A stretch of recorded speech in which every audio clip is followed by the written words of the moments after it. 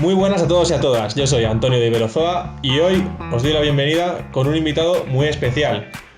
Hablamos con el biólogo Álvaro Luna, doctor especializado en ecología urbana y autor del libro Un leopardo en el jardín, ya que además de hacer investigación, también se dedica a la divulgación. Recientemente escribió su nuevo libro, La era del plástico, y hoy vamos a abordar un poco toda esa problemática de la que todos hemos leído un poco, pero a la vez no conocemos gran cosa. Bueno, Álvaro, encantado de tenerte aquí con nosotros. El placer es mío. ¿Qué tal? Pues nada, lo primero quería preguntarte un poco sobre la descripción que tienes del libro en la tienda, que tenéis el link aquí abajo, por si queréis echarle un vistazo. Y aquí hay una frase que me llama la atención, que es ¿quién es el erizo McFlurry? Esa pregunta me la están haciendo mucho porque llama mucho la atención. El erizo McFlurry es un erizo que está disecado en el Museo de Historia Natural de Rotterdam porque fue muy curiosa la manera en que apareció muerto y decidieron exponerlo tal cual para mostrar a la gente el peligro que puede tener la basura que tiramos por las calles de la ciudad. Es un erizo que murió al quedarse atrapado y asfixiarse en un helado McFlurry del McDonald's. Y luego se vio que ocurría en más erizos y eso llevó a cambiar el envase de este tipo de helado para que más erizos no murieran de esa manera. Y el erizo sigue hoy tal cual apareció muerto, pero disecado en el museo, expuesto allí. Sí, digamos que se ha convertido un poco en el símbolo de este problema en las ciudades y también a nivel general. Muy interesante, la verdad es que no lo conocía.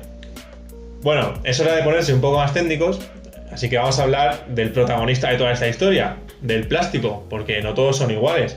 Hay muchos tipos, muchos tamaños, afectan de distintas formas. ¿Qué podrías decirnos sobre el plástico como material? ¿En qué se diferencia, por ejemplo, el PVC de los plásticos que se descomponen? ¿Cómo diferenciarías los plásticos según su tamaño o sus características? Bueno, aunque hay diferentes clasificaciones que se pueden hacer del plástico, la más habitual o la que más nos manejamos, al menos nosotros, los que nos dedicamos más a biología de la conservación, es en base al tamaño. Puede ser macroplástico, microplástico, incluso ya se habla de nanoplástico, ya que tienen nada, no son perceptibles a simple vista. Y bueno, cada uno de ellos lleva asociado unos impactos diferentes. Aparte, los macroplásticos pueden degradarse en microplásticos también y sumar luego los efectos negativos que puedan tener como microplásticos. Aunque luego afecte de distinta forma, ¿cuál sería el viaje estándar de un plástico desde que nace, desde que es producido, hasta que acaba en el mar o en el sitio donde es vertido? Básicamente, todo lo que es cómo usa el ser humano, por ejemplo, pues, qué sé yo, una bolsa del Carrefour, que todos la hemos usado siempre. Pues dependerá del país, de las posibilidades de gestión de residuos de cada país, pero el viaje más habitual, después de que nosotros lo usemos y lo tiremos, sería que acabara en vertedero. Por desgracia, es muy poco el porcentaje de plástico que ha sido reciclado o que ha sido correctamente gestionado, y un enorme porcentaje del que hemos fabricado, del que hemos generado, sigue su camino en la naturaleza. Pueden volarse directamente, ya sea porque nosotros los tiremos, porque se vuele del camión que lo lleva al vertedero, porque ni siquiera haya papelera y estén por el suelo, por las ciudades, y ya de ahí, por el viento o por el agua, pues se va desplazando a otros lugares. Luego también, si llega al río, pues aparte de viajar por el río, desemboca en el mar y ya comienza otro viaje, que es el viaje ya por las corrientes marinas, llegando a donde sea, a cualquier rincón. Incluso por el aire, sobre todo las fibras más pequeñas, pueden viajar como el polvo y puede llegar a sitios lejanos que incluso no hay ni ciudades cerca ni nada. Por eso está llegando ya plástico a los Alpes y a sitios que uno no imagina con plástico, pero el viento lo transporta y luego lo deposita. Vamos, que es un problema una magnitud tan grande que se convierte en algo omnipresente casi en todos los elementos, ya en los Alpes, fíjate. Sí, prácticamente el plástico está en todos los rincones, en todos los lugares ya, porque como puede viajar con diferentes agentes que lo transportan, pues termina llegando a sitios muy lejanos respecto al lugar donde apareció como basura o como residuo, digamos. Aparte están también las fibras textiles de la propia ropa, que simplemente nosotros caminando o estando tranquilamente ya vamos soltando fibras que van también por el aire. Se estima que puede haber toneladas de microplástico flotando en el aire de algunas ciudades. No, ya por conocer un poco más concretamente, ya con datos sobre la problemática, por ejemplo, ¿cuántos plásticos de los que producimos o de los que una familia promedio puede producir aquí en España o en Estados Unidos, que siempre se suele tomar como referencia, cuántos de esos plásticos acaban de verdad procesados de forma sostenible en un vertedero? Bueno, para empezar, ¿los vertederos son sostenibles o no? Bueno, habrá un poco de todo. Hay vertederos en los que se puede filtrar de todo el suelo, pueden acudir diferentes animales que acaban comiendo plástico, vidrio, aluminio, lo que sea. Hay muchas maneras de hacer las cosas y diferentes tipos de vertederos también. ¿Podrías decirnos algunos datos impactantes sobre pues exactamente las toneladas de plástico que generamos cada año? ¿Dónde se produce el plástico en el mundo también? Porque supongo que no todos los países, en función de su grado de desarrollo, producen más o menos o directamente lo gestionan de otra forma. Entonces, algunos datos así curiosos a nivel global y a nivel nacional, si puedes, también, sobre la cantidad y el procesamiento de los plásticos. Pues actualmente se estima que solo el 10% del plástico que hemos creado desde que empezamos a fabricar plástico ha sido reciclado o retirado del medio. Por lo tanto, el 90% está por ahí, por el mundo, en algún lugar. Y en cuanto a cifras, pues ya hablamos de millones de toneladas de plástico que llega cada año a los mares, por ejemplo. Hay lugares en los que esto se nota más. Normalmente siempre se argumenta que los países que más plástico vierten a través de los ríos al mar son los países del sudeste asiático y China. Cuando uno analiza los ríos que más plástico llevan, suelen ser países, pues, Indonesia, esa zona del mundo. Y bueno, pero creo que igualmente falta mucho por investigar en esto, porque falta muchísimo por saber, por ejemplo, de África, de Latinoamérica, y el día que tengamos datos de verdad, yo creo que igual se iguala un poco esta cifra, para mal, claro. Bueno, precisamente uno de los datos que casi todo el mundo conoce o ha oído hablar es respecto a lo que ocurre con los plásticos en el mar, ¿no? Siendo el caso más famoso la isla de plástico, que he leído por ahí que incluso tiene el tamaño de Castilla y León. No sé exactamente cómo está eso ahora mismo de aceptado o no, pero ¿podrías hablarnos un poco de la isla de plástico? ¿Qué es exactamente este fenómeno? Las islas de plástico son unas concentraciones de plástico muy altas y son concentraciones que están por encima de los que encontraríamos fuera de estos lugares que se han llamado islas de plástico. No son unas islas tal cual, aunque hay vídeos en los que se vende como si fuera así, pero no es así, no son unas islas sólidas que tú puedes caminar sobre ellas, que hay gente que está un poco confundida con esto. Pero sí es cierto que son unas mega concentraciones de plástico, que en el caso, por ejemplo, de la isla de plástico más famosa, que es la del Pacífico Norte, ya es de grande como varios países de Europa, es realmente grande. Y este gran acúmulo se da por unas corrientes circulares, los giros oceánicos, que tienden a concentrar en su interior basura. Y ya ahí se va quedando atrapado ahí dentro y va llegando a islas o a lugares que están dentro de esa zona. Y por mucho que lo vayas retirando, no para de escupir el mar más y más plástico, porque hay mucho acumulado ahí. Pues, y en esas áreas, siendo tan grandes, ¿se ha hecho algún estudio respecto a la biodiversidad que está integrada dentro de esas islas de plástico? Pues sí. Además son sitios estupendos para medir el impacto que tiene sobre ciertas especies. Y se ha analizado, por ejemplo, la cantidad de plástico que tenían en el interior diferentes tortugas marinas, diferentes aves marinas también, y son posiblemente las mayores concentraciones encontradas dentro de animales. O también, si analizas el total de tortugas analizadas, por ejemplo, casi todas tienen plástico en su interior. Sí, porque digamos uno de los impactos más famosos del plástico es el que hace como tal con su forma, ¿no?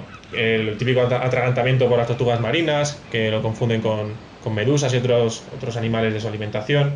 Las aves marinas también, si pudieras contarnos algo sobre estas fotos de aves que a veces aparecen, que tienen dentro tapones, tienen una de locuras dentro que... ¿Cómo exactamente llega un ave a tragarse eso? ¿Se confunde de verdad o es que...? Pues ya depende del tipo de animal que estemos hablando, pero es cierto que el problema de la ingestión de plástico es uno de los más visibles y de los más famosos y afecta a especies muy diferentes entre sí.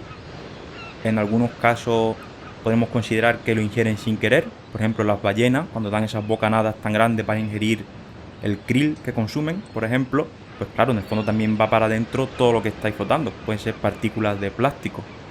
Otros casos, como algunas aves marinas, por confusión con las presas habituales. Entonces van consumiendo plástico que se les puede ir acumulando dentro, provocándole problemas de salud, como obstrucción en el tracto digestivo, por ejemplo.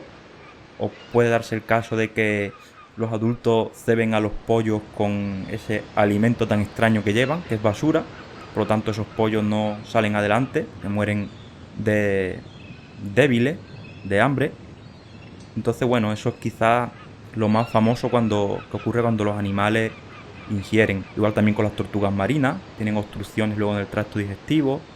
Y cuando hablamos de ingestión, sobre todo va encaminado a eso. También es cierto que ciertos aditivos que tienen los plásticos, al pasar por el tracto digestivo pueden liberarse y pueden pasar al organismo de los animales. Y aunque aquí queda mucho todavía por saber, sí que es cierto que se argumenta que esos aditivos químicos pueden ejercer un daño sobre el organismo.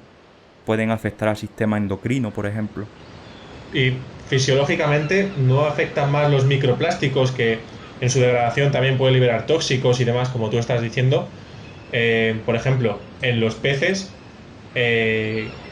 como que al fin y al cabo son eslabones fundamentales para la cadena trófica y en última instancia para nosotros.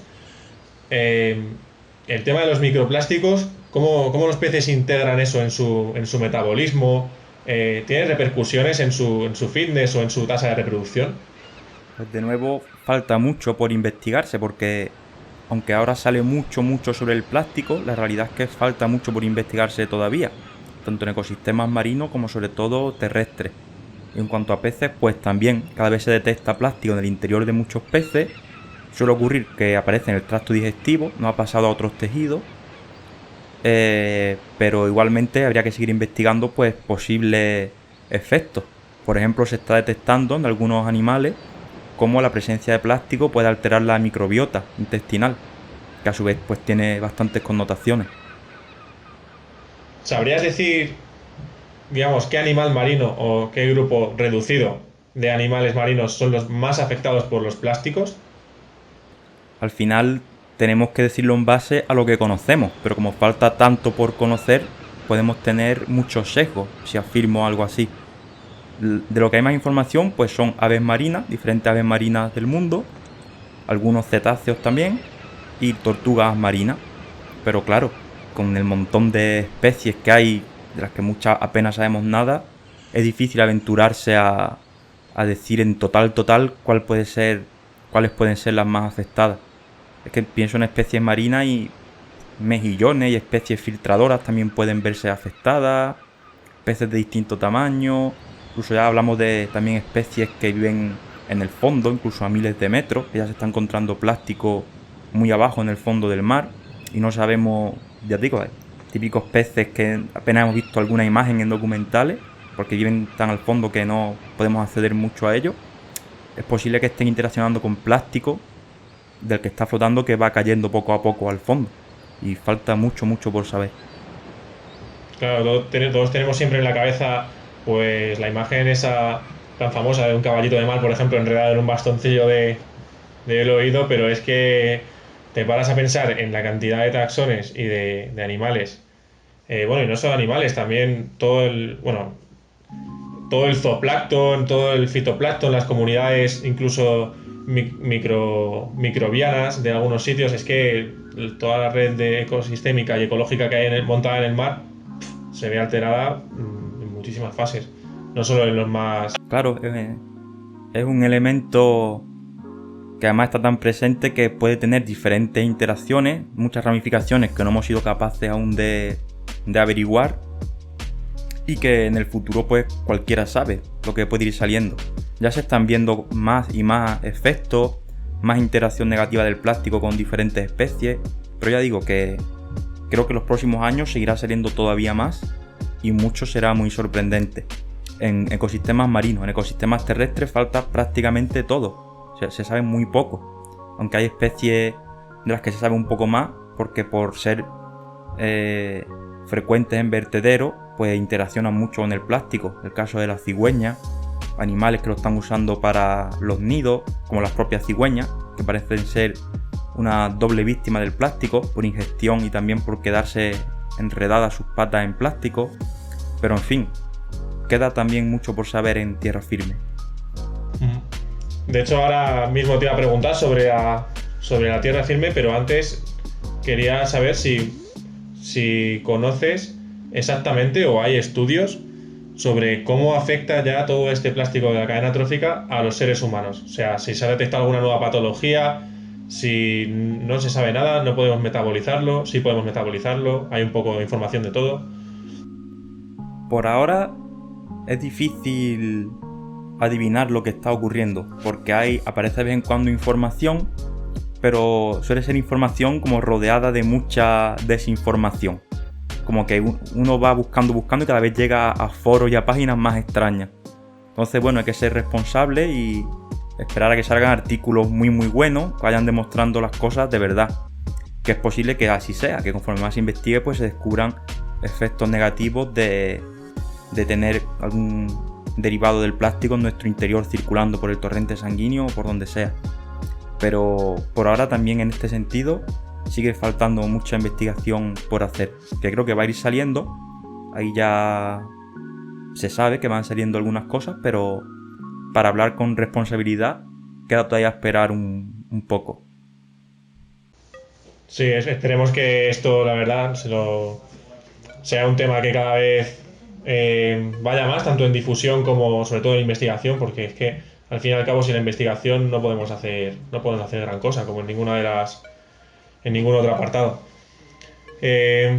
Bueno, pues por último quería preguntarte sobre otro término que, bueno, yo como aficionado a la paleontología la verdad es que me ha llamado mucho la atención, que es un tecnofósil. Y claro, imagino que eso tiene que ver con todas estas cosas que están diciendo ahora, que si el antropoceno, que si la sedimentación de los plásticos, o sea, ¿cómo funciona el plástico como sedimento? ¿De verdad nosotros vamos a dejar una huella geológica en el tiempo geológico, en el registro de las rocas?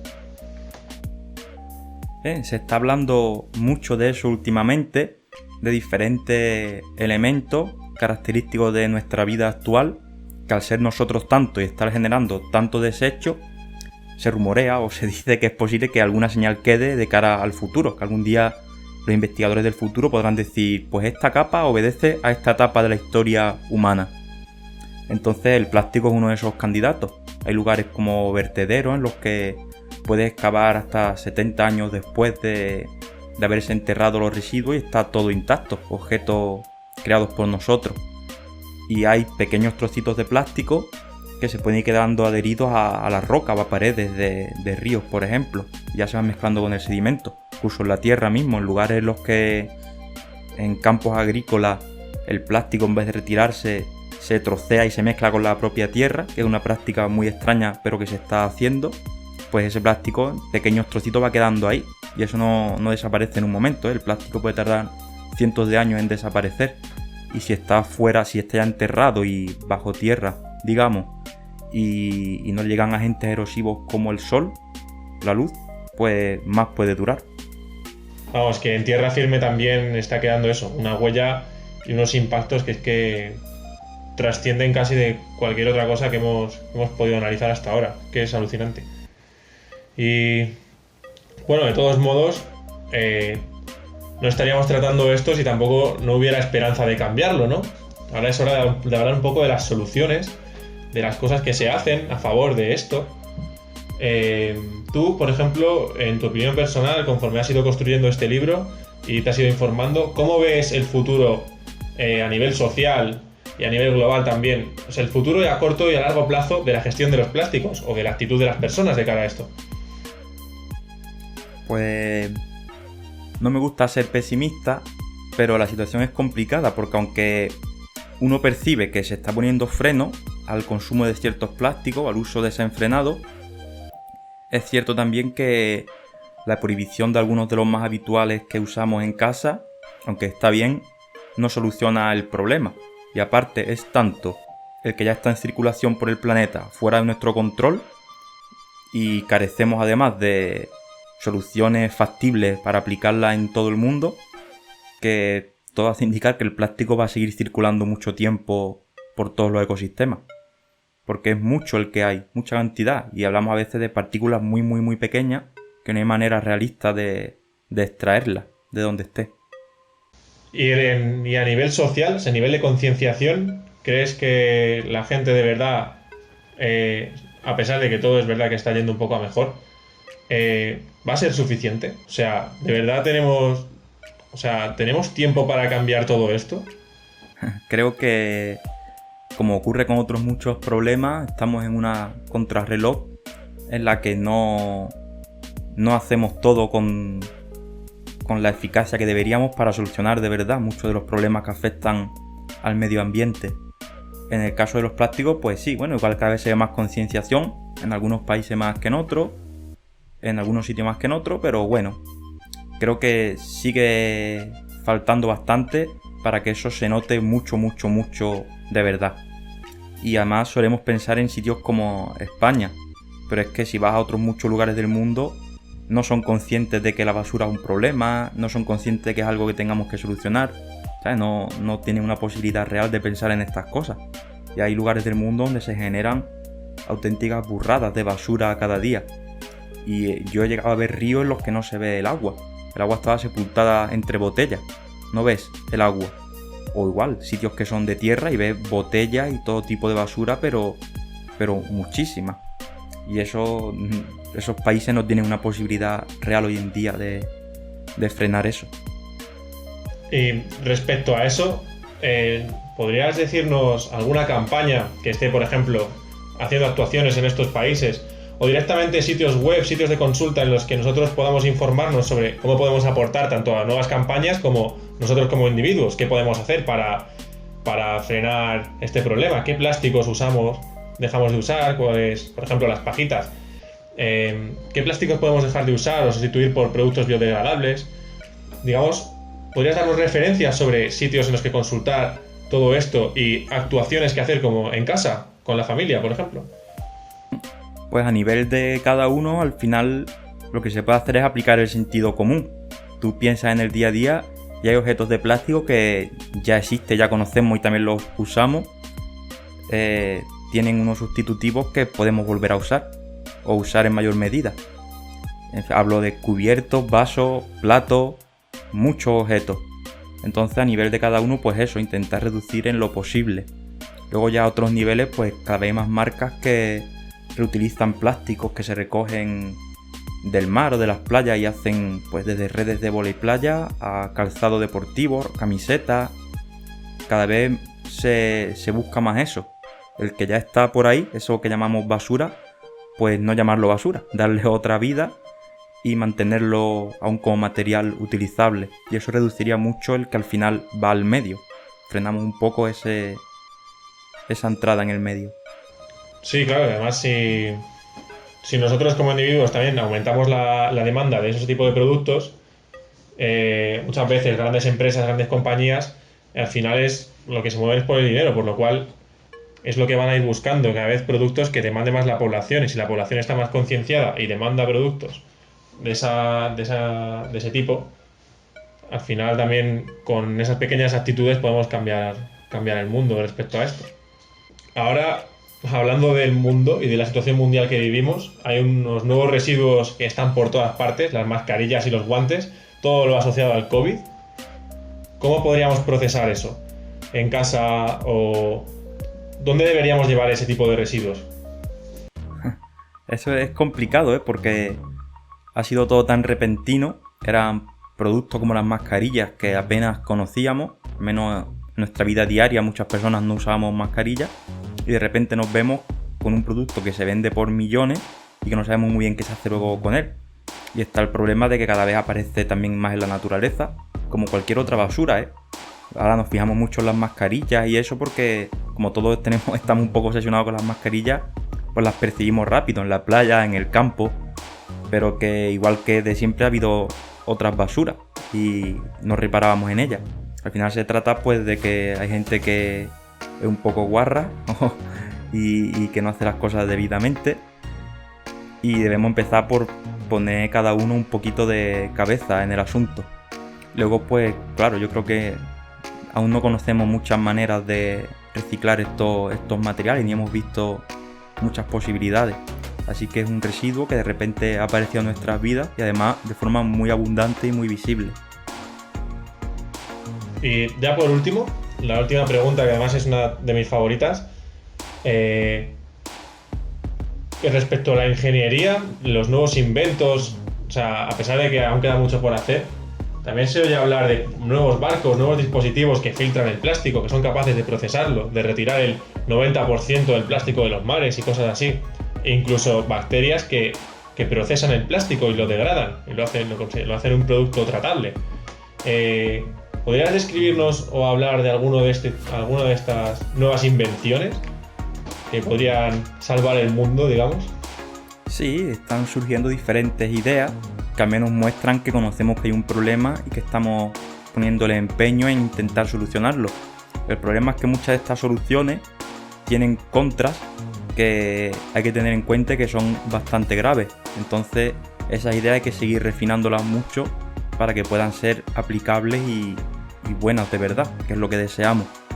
Otra de estas ideas, pues el problema que tienen es que no son realistas para aplicarlas a todo el mundo. Entonces, bueno, aunque va habiendo ideas, aún no hemos dado con la clave de cómo solucionar un problema que no olvidemos que es global.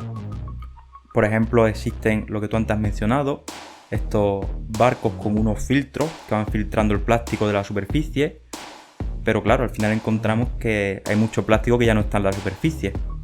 Y también el problema que ha sido el que ha frenado un poco esta iniciativa, que es que estaba llevándose del mar lo que no es plástico, el plástico y lo que no es plástico. Estaba arrasando con todo el plancton y esa vida más pequeña. Entonces, claro, no puedes tampoco arrasar poblaciones de un montón de pequeños organismos para eso. La solución no es buena. En cuanto a las bacterias, pues lo mismo.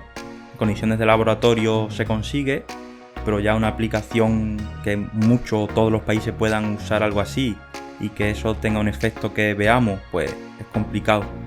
Entonces toca seguir esperando. También se habla ya de alguna oruga, algún gusano que también come plástico, pero bueno, al final es eso, de qué manera se puede al final aplicar en el mundo siendo realista. Claro, bueno, al final todo suma, ¿no? Aunque algunas cosas sean anécdotas, luego si tú solucionas una pequeña problemática por un lado, incluso a nivel local, tú vas haciendo actuaciones, en algún momento la cosa irá mejor. Pero yo creo que una conclusión bastante realista que tenemos que sacar de esta conversación es sobre todo que pensemos en este problema como algo global, es decir, que pensemos que no solo existe nuestro país, no solo existe nuestro vecino que no recicla, no solo existe Estados Unidos, existen un montón de países y un montón de lugares en el mundo en los que esto de verdad es un despropósito. Es decir, y no solo que nuestra huella no es solo en el entorno cercano, o sea, que tú tires una lata al campo que tienes al lado, pues obviamente pues es de guarro, como te has dicho antes, pero al final quien está usando una bolsa de plástico o vasos de plástico para su picnic, aunque esos plásticos acaben, qué sé yo, en África o en otro sitio distinto, estás contribuyendo de igual forma. Entonces creo que es un poco, las personas tienen que abrir su mente a contemplar este problema como lo complicado y todas las interacciones posibles que existen. Y bueno, ya por último queríamos pues hablar contigo como autor de este libro. ¿Por qué has hecho este libro? Es decir, ¿por qué no has hecho una campaña o otro tipo de campaña divulgativa? ¿Qué es lo que buscas a nivel social con este libro? Pues yo percibía que cuando acudo a librería había libros que tratan sobre cómo vivir sin plástico, trucos para reciclar plástico, todo eso, pero faltaban libros más, digamos, de divulgación, más basados en la ciencia, que explicasen de un modo amigable para todo el mundo qué está ocurriendo de verdad con el plástico en diferentes ecosistemas, cómo afecta a los animales, incluso a las plantas, que a veces sabe algo más de eso, todo lo que es la ciencia que está detrás de esto. Y cuando fui a Egipto de viaje, vi que había mucha basura por muchos sitios. Fue uno de los sitios en los que vi cómo había tramos de río en los que no se veía el agua. Y me di cuenta de que, bueno, ya que faltaban, o yo echaba en falta, libros a la venta que tratasen este tema, y allí vi eso tan grave, pues dije, ala, lo escribo yo. Y me arranqué, hice un pequeño guión con cómo iba a estar organizado el libro, y lo hice. Pero ya te digo que al final no lo he escrito, digamos, por gusto o porque me encante lo que veo, sino casi porque decía, bueno, nadie lo está haciendo, pues ala, lo escribo yo, y el que quiera pues ya tiene algo de información para tener una opinión más fundamentada sobre el problema del plástico. Tú como individuo, porque claro, imagino que precisamente lo que tú dices, lo que quieres es que la gente que lea tu libro pues se sienta comprometida con esta problemática y lo vea con los mismos ojos con los que lo ves tú ahora, bueno, al menos parecido. ¿Tú también en el proceso que has escrito este libro has cambiado cosas de tu vida a partir de conocer y ver todas estas cosas que te han impactado tanto? Y todo el proceso de investigación, por supuesto, que conlleva escribir. Pues lo primero que noté era que me estaba obsesionando mucho con el plástico. Empecé a verlo por todos sitios. Salía de casa y ya empezaba a ver plástico por el suelo, veía cómo afecta a las palomas, cómo lo veo en nidos de pájaros. Por todos sitios empecé a verlo. Y luego también he notado que ya en mi parte profesional de investigador me empezaron a surgir muchas preguntas, y a raíz de documentarme para el libro y de pensar tanto en todo lo que era el plástico, se me han ido ocurriendo ideas que ahora intento desarrollar, que tienen que ver pues con la investigación sobre la problemática del plástico. Entonces, como persona pues me ha cambiado bastante, porque me ha hecho ampliar mi inquietud científica hacia esta problemática. Yo no había trabajado antes con plástico y ahora estoy empezando a hacerlo. Pues bueno, esperemos que todas las personas que lean tu libro también cambien el chip de esa forma y empiecen a ver el mundo tal y como es, porque es que al final es lo que tenemos. Es un problema con el que estamos viviendo y sin embargo parece que está por todas partes y a la vez en nuestra cabeza en ninguna. Es muy positivo que haya iniciativas como la tuya respecto a escribir y concienciar a las personas en este punto. Y nada, por lo demás, pues hasta aquí la entrevista sobre esto. Ya sabéis que tenéis el libro de Álvaro en la descripción, al igual que otros links sobre pues qué puedes hacer con productos cotidianos y demás, que te pueden ayudar en tu día a día a solucionar esto. Y nada, Álvaro, por lo demás, que muchísimas gracias por participar en Radio Iberozoa. No, para mí es un placer haber participado. Me alegro, la verdad es que estamos muy contentos de que nos hayas contado tu experiencia y todo lo que sabes sobre este tema, y creemos que es algo también muy positivo que entre divulgadores pues colaboremos y creemos estas redes así para llegar a más gente, ¿no? Y nada, eso, que muchísimas gracias por todo y nos vemos en el próximo podcast. Pues gracias a ti y espero que volvamos a vernos prontito en otra de estas. Bueno, ya sabéis que esto es solo el comienzo de la segunda temporada de Radio Iberozoa, que estamos por supuesto en Spotify, en iVoox y en otras muchas plataformas, y que si queréis saber más sobre esta problemática y tener algunos links de referencia, como siempre os lo dejamos en la descripción del vídeo de YouTube. Creemos que precisamente en estas fechas es muy importante tener un mensaje como este, porque estamos precisamente en una etapa de fiestas, una etapa de derroche, de despilfarro, en la cual con unos pequeños gestos podemos aportar nuestro granito de arena de forma más significativa. Nosotros ya lo hemos hecho, hemos reunido materiales reciclados y sostenibles y hemos diseñado un Belén de ecosistemas junto con niños que podréis ver expuesto en enero en el aula ambiental de las Vaquerizas en Tres Cantos. espero que la gente que viváis en Madrid podáis pasar a visitarlo para recibir este mensaje, no solo de la mano de divulgadores como hemos hecho en este podcast, sino de la mano también de los niños y de su creatividad infantil. Y por supuesto, aparte de spamear esto, es un ejemplo de cómo tú en tu casa, de forma original, también puedes contribuir a solucionar esta problemática. Nada, un saludo a todos los oyentes, muchísimas gracias, nos vemos la próxima semana.